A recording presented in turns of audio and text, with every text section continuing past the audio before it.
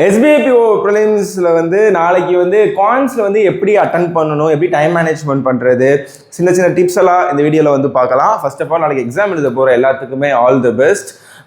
இன்னொன்று நேற்று வந்து செஷன் பார்த்துருப்பீங்கன்னு நினைக்கிறேன். அது வீடியோவுமே உங்களுக்கு யூஸ்ஃபுல்லாக இருந்திருக்கும். ஸோ பயப்படாதீங்க, நல்லா பண்ணிட்டு வாங்க. ஏன்னா SBIPO ப்ரிலிம்ஸ் மட்டும் கிடையாது, அடுத்தடுத்து நமக்கு நிறைய எக்ஸாம் வருது. அப்படிங்கிறப்ப SBIPO ப்ரிலிம்ஸே நம்ம தைரியமாக எழுதணும் அப்படிங்கிற மைண்ட் செட்டை மட்டும் வச்சுக்கோங்க. ரிசல்ட் எல்லாம் பார்த்துக்கலாம், நம்மளோட வர்றதை பார்த்துக்கலாம், நம்மளோட வந்து 100% கொடுக்கணும். அதை மட்டும் வந்து மைண்டில் வச்சுட்டு பண்ணுங்கள். இந்த செஷன் எப்படி இருந்துச்சு, பிடிச்சிருந்துச்சா, எப்படி இருந்துச்சுங்கிறதே சொல்லிடுங்க. ஸோ 30 கொஸ்டின்ஸ் வந்து 30 மார்க்ஸ்.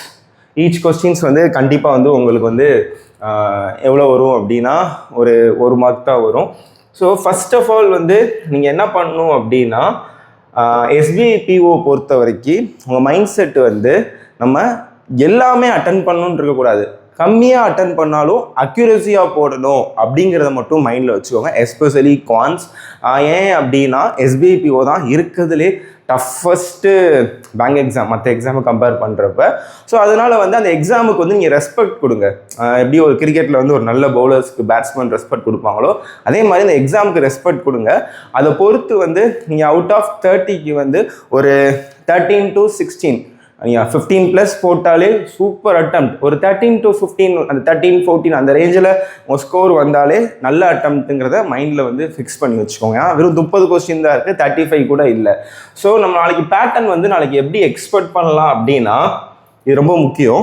ஏன்னா ஃபர்ஸ்ட் ஆஃப் ஆல் இது SBIPO அப்படிங்கிறதுனால இந்த மூணையுமே சேர்த்தே நம்மளுக்கு வந்து ஒரு 5 to 6 கொஸ்டின் தான் வரதுக்கான சான்ஸே அதிகமாக இருக்குது. நீங்கள் வந்து ரொம்ப எக்ஸ்பெக்ட் பண்ணி ஃபஸ்ட்டு 20 நிமிஷத்தில் ஒருவேளை சிம்பிளிஃபிகேஷன் இல்லாமல் இருக்கலாம். நீங்கள் வந்து எல்லாம் சிம்பிளிஃபிகேஷனே காணா அப்படின்னு சொல்லிட்டு தேடிட்டுல இருக்கக்கூடாது.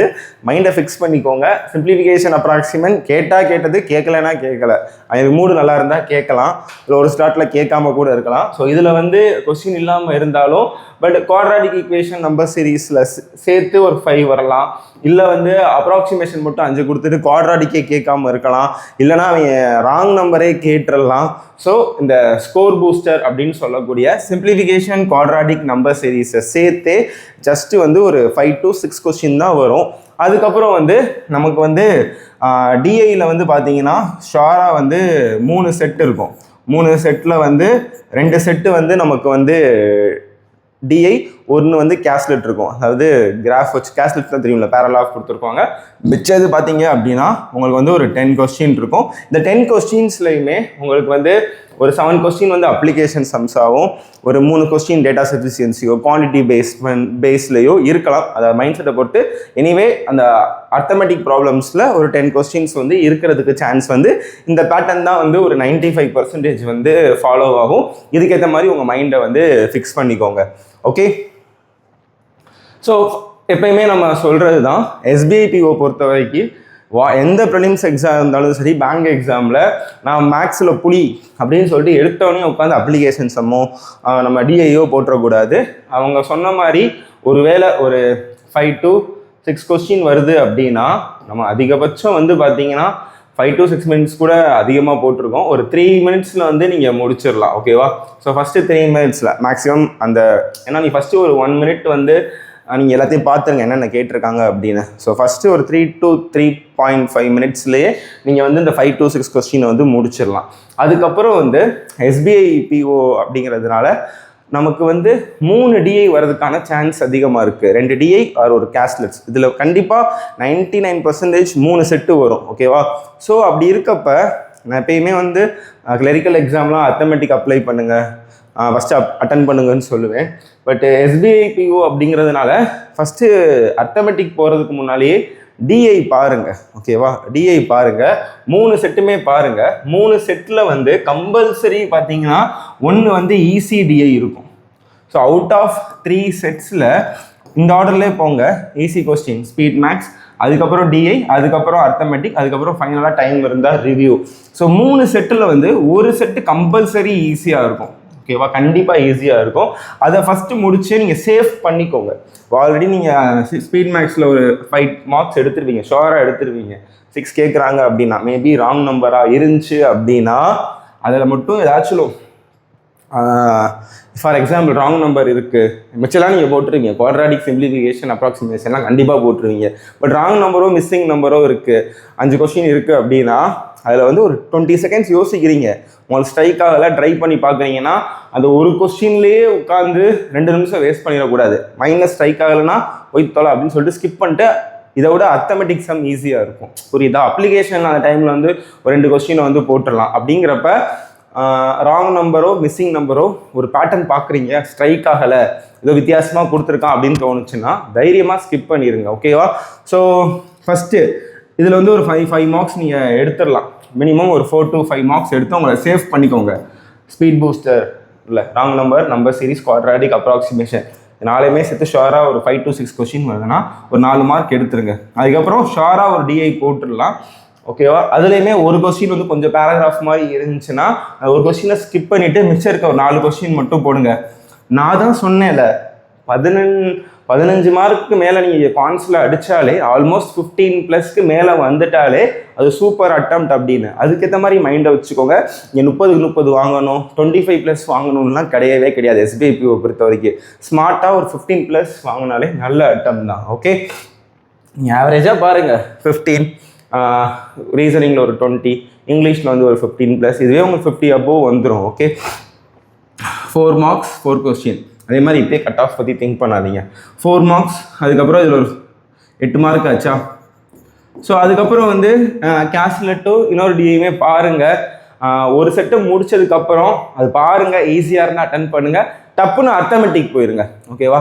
இந்த 3 செட்டில் வந்து 1 டிஐ முடிச்சுட்டு 2 செட்டு மார்க் ஃபார் ரிவ்யூ வச்சுக்கிட்டு டப்புன்னு அர்த்தமெட்டிக் போயிருங்க. அர்த்தமெட்டிக் போயிட்டீங்கன்னா எனக்கு தெரியும் நம்மளோட ஸ்டூடெண்ட்ஸ் பேங்க் எக்ஸாம் எழுதுகிற நிறையா பேர் இப்போலாம் அப்ளிகேஷன் சம்ஸ்லாம் சூப்பராக பண்ண ஆரம்பிச்சிட்டாங்க, செம்மையாக பண்ண ஆரம்பிச்சிட்டாங்க. அதில் வந்து ஒரு 10 கொஸ்டின் இருக்குது அப்படின்னா நானே இருந்தாலும் இதெல்லாம் 12 hours நான் வந்து டீச் பண்ணேன். ஏன்னா எனக்கு கண்டென்ட் வந்து ரொம்ப ஸ்ட்ராங்கு, அதனால எனக்கு தெரியும் நான் 12 மணி நேரம் கண்டென்ட் ஸ்ட்ராங்னால முடிச்சிருவேன். பட் நானே ஒரு மார்க் எடுத்து பார்த்தாலும் எஸ்பிஐபி ஒரு ப்ரிலிம்ஸ் நான் அட்டன் பண்ணி பார்ப்பேன். என்னாலே அந்த டைமுக்குள்ளே வந்து ஒரு 7 கொஸ்டின் தான் என்னால் போடவே முடியுது. ஏன்னா நான் இவ்வளோ தூரம் ஆப்டியில் இருக்கேன். நான் அப்படி இருக்கப்ப 7 தான் என்னாலே போட முடியுது. சீரியஸாக சொல்கிறேன். அப்படி இருக்கப்ப நம்ம ஒரு 4 கொஸ்டின் நச்சுன்னு ஒரு 4 கொஸ்டின் கரெக்டாக அடித்தாலே போதும். 10 கொஸ்டின் இருக்குது அப்படின்னா பேனிக் ஆகிடாதீங்க. ஃபஸ்ட் கொஸ்டின் பார்க்குறீங்க, தெரில. செகண்ட் கொஸ்டின் பார்க்குறீங்க, தெரில. 3வது கொஸ்டின் பார்க்குறீங்க, டைம் அண்ட் டிஸ்டன்ஸில் இருக்க ஒரு கொஸ்டின் கொடுத்துருக்காங்க. 4வது கொஸ்டின் இருக்குது, தெரில. உடனே பதறக்கூடாது, பயமே படக்கூடாது. எக்ஸாமில் வந்து பயந்தாலே முடிஞ்சு, ஐயோ உங்களுக்கு எதுவுமே தெரியலையடா, ஃபெயில் ஆயிடுவோமா அப்படின்னு நினச்சாலே முடிஞ்சு. பரவாயில்ல, தெரிலனா விடு. அடுத்து உங்களுக்கு 5வது கொஸ்டினில் வந்து உங்களுக்கு வந்து ஏஜஸோ ரேஷியோவோ அதுக்கப்புறம் ஆவரேஜ்லேயோ இன்னொன்று பர்சன்டேஜ்லேயோ ஈஸியாக உங்களுக்கு இருக்கலாம். 7, 8, 9, 10 கூட ஈஸியாக இருக்கலாம். அந்த 4 மட்டும் நறுக்குன்னு போட்டுவான்னு சொல்கிறேன். ஸ்மார்ட்டாக யோசிங்க, அவ்வளோதான். இந்த 4 கொஸ்டின் நறுக்குன்னு போட்டுவாங்க போதும். இதுவே ஒரு 8 + 4 12 ஆயிரும். மினிமம் பாசிபிலிட்டி சொல்கிறேன். அதுக்கப்புறம் மிச்சம் இருக்க டைமில் கேஸ்லெட்டோ டிஐயோ பண்ணிட்டீங்கனாலே போதும். டைம் மேனேஜ்மெண்ட் ரொம்ப முக்கியம். நான் அதிகபட்சமாக 5 போட்டிருக்கேன், பட் அது தேவையில்லை. 3 minutes அது கொஸ்டினை பொறுத்து. என் மூடு நல்லா இருந்துச்சுன்னா கேட்க மாட்டான். அப்ராக்சிமேஷனில் ஒரு 5, ராங் நம்பரில் 5ங்கிறது ரேரஸ்ட் ஆஃப் ரேர். கேட்டால் அதுக்கு இது மாதிரி பிளான் பண்ணிக்கோங்க. ஸோ அடுத்து வந்து பார்த்தீங்கன்னா டிஐக்கு வந்து மேக்ஸிமம் 6 minutes. ஒரு டிஐ வந்து நீங்கள் ஒரு 4 நிமிஷத்தில் முடிச்சிடலாம். இன்னொரு டிஐ பாருங்கள், மார்க் ஃபார் ரிவ்யூ கொடுத்து வச்சுட்டு அடுத்து வந்து அர்த்தமெட்டிக் வந்துருங்க. ஸோ டைம் மேனேஜ்மெண்ட் ரொம்ப முக்கியம். அவுட் ஆஃப் 20 கொஸ்டின்ஸ் இருக்குது அப்படின்னா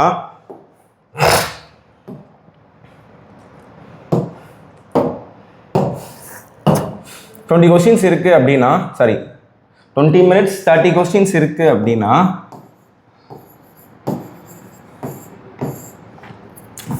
ஸோ சிம்பிளிஃபிகேஷனுக்கு 3 to 4 minutes, அதாவது ஸ்பீட் மேக்ஸ் சொல்லக்கூடிய.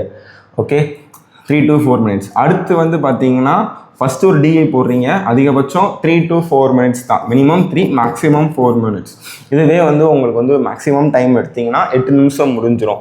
அதுக்கப்புறம் வந்து உங்களுக்கு கடைசி ஒவ்வொரு அப்ளிகேஷனுக்கும் ஒவ்வொரு நிமிஷம் வச்சுக்கோங்க. நான் வந்து அதிகபட்சம் சொல்கிறேன். ஃபார் எக்ஸாம்பிள் நான் வந்து ஒரு 6 கொஸ்டின் வரைக்கும் புஷ் பண்ணுறேன் அப்படின்னா ஆவரேஜாக நான் சொன்ன மாதிரி 6 கூட வேணாம்ப்பா, ஒரு 5 கொஸ்டின் வச்சுக்கோங்கப்பா. சரியா? ஆவரேஜாக பார்த்தீங்கன்னா ஒவ்வொரு கொஸ்டினுக்கு 1 நிமிஷம், நான் 1 minute 20 seconds, 1 minute 15 seconds இந்த மாதிரி வச்சாலே 5 கொஸ்டின் நறுக்குன்னு அடிச்சுட்டு வாங்க. இதுக்கு வந்து உங்களுக்கு ஒரு 6 minutes ஆகும். So maximum possibility 4 minutes, 4 minutes, 6 minutes. ஓகேவா? 8 + 6 14 minutes முடிஞ்சிச்சு. ஓகேவா? ஆல்ரெடி நம்ம டிஐ அடிச்சிட்டோம், அப்ளிகேஷன் அடிச்சிட்டோம், இது அடிச்சிட்டோம். கடைசி ஒரு 5 நிமிஷம் இருக்கும், 5 to 6 minutes இருந்துச்சுன்னா அதில் வந்து அந்த ரிமைனிங் டைமில் கேஷ்லெட்ஸோ இல்லைனா இன்னொரு டிஐயோ, இப்போ நம்ம ஒரு டிஐ தான் போட்டிருக்கோம், இன்னொரு டிஐ வந்து அட்டன் பண்ணி பாருங்கள். அதில் வந்து ஒரு 3 கொஸ்டின் போட்டாலே ஒரு சூப்பர் அட்டெம்ப்ட்பா. ஓகேவா? ஸோ பயப்படாதீங்க. கான்ஸ் டைம் முக்கியமாக சொல்லணும்னு நினச்சேன். உங்களுக்கு ஃபஸ்ட்டு வந்து எந்த ஆர்டர்லாம் ஓப்பன் ஆகலாம், திடீர்னு எஸ்பிஐபிஓ மேக்ஸை கூட ஓப்பன் பண்ணி விடலாம். எது வந்தாலும் பரவாயில்ல, அந்த செக்ஷனில் நல்லா பண்ணுறீங்க பண்ணலை, ஓகேவா? ஒருவேளை அந்த செக்ஷன் சொதப்பி கூட வச்சிட்டீங்க, அதில் வந்து ஓரளவு 5-6 மார்க் மினிமம் பாசிபிலிட்டி சொல்லிட்டு 7 கொஸ்டின் தான் தெரிஞ்சிச்சு, அதை மட்டும் போட்டுட்டு உங்களை அடுத்த செக்ஷன் ஈஸியாக இருக்கலாம். ரீசனிங்லையும் இங்கிலீஷ்லேயும் வந்து ஸ்கோர் ஏற்றி விட்ருங்க. ஒரு செக்ஷனில் இருக்கிற அந்த நெகட்டிவிட்டியை வந்து அடுத்த செக்ஷனில் வந்து இம்பேக்ட் பண்ணாதீங்க. ஓகேவா? So thank you guys, all the best. எல்லாருமே உங்கள் ஆல் த பெஸ்ட் சொல்லுங்கள், உங்கள் ஃப்ரெண்ட்ஸுக்கும் சொல்லுங்கள். உங்கள் இந்த கமெண்ட்ஸ் கீழே உங்களோட சென்டர் எங்கே எக்ஸாம் சென்டர் போகுது நடக்குது அப்படிங்கிறத கமெண்ட் பண்ணுங்கள். All the best. நம்ம சேனலில் அடுத்து வந்து ரிவ்யூ வீடியோ, அனாலிசிஸ் வீடியோ எல்லாமே போடுவோம், பாருங்கள் நம்ம சேனலில். நாளைக்கு ஃபுல்லாகவே அதை பற்றி வீடியோஸ் போடலாம். Thank you guys, all the best.